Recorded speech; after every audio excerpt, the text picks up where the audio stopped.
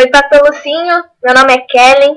Gostaria de perguntar por que o apóstolo Paulo escreveu em 1 Coríntios, capítulo 14, verso 32, que os espíritos dos profetas estão sujeitos aos profetas. Gostaria de saber se o profeta tem o Espírito Santo de Deus ou também algum outro espírito imundo. Esses espíritos são sujeitos ao profeta ou quais espíritos são esses que o apóstolo Paulo se refere? Obrigada, pastor Lucinho. Kellen, obrigado pela sua pergunta. Eu vou ler então o texto para ficar bem claro. 1 Coríntios, capítulo 14, e no verso 32, diz assim: o espírito dos profetas está sujeito aos profetas. E o verso 33 diz assim: pois Deus não é Deus de desordem, mas de paz. O que está dizendo aqui? Não está dizendo que existe um outro espírito imundo ou qualquer outro espírito na vida do profeta. Se ele é profeta de Deus, o espírito que está na vida dele é o Espírito Santo. O que o texto está dizendo aqui, Paulo estava falando aqui em 1 Coríntios 14, ele está falando sobre a ordem no culto. Então Paulo estava dizendo assim, gente, culto não pode ser uma baderna, uma confusão, não. Culto tem que ter uma organização. E de repente, então, ele começa a falar de profecias.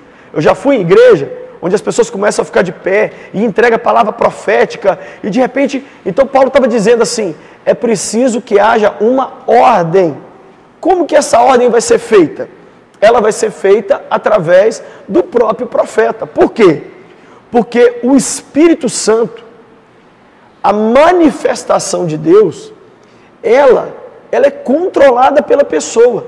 Na macumbaria, na feitiçaria, lá na Umbanda, na Quibanda, o espírito ruim desce na pessoa e ela não tem controle.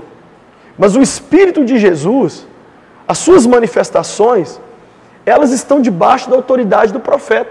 Se de repente no meio de uma profecia o profeta quiser calar a boca, ele cala a boca. Se ele quiser sentar, ele se assenta.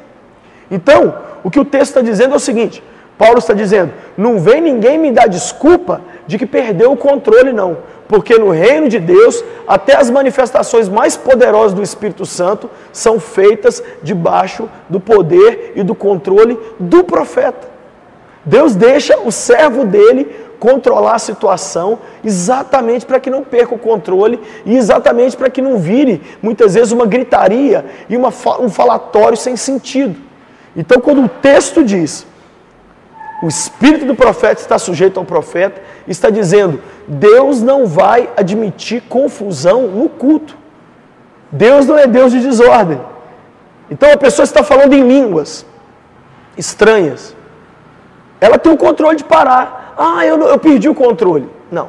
O Espírito Santo permite o profeta controlar. Por quê? Por causa do culto.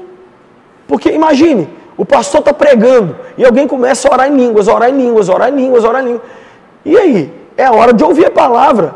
Ou então a pessoa começa a cantar, cantar, cantar. Ou então a pessoa fica de pé e começa a profetizar, profetizar, profetizar. E aí? Para onde vai a ordem do culto? Como é que vai ficar essa organização? Por isso, tanto pastores, como ministros de louvor, como qualquer pessoa envolvida no culto, tem controle da situação. O Espírito Santo é um espírito de ordem e de paz.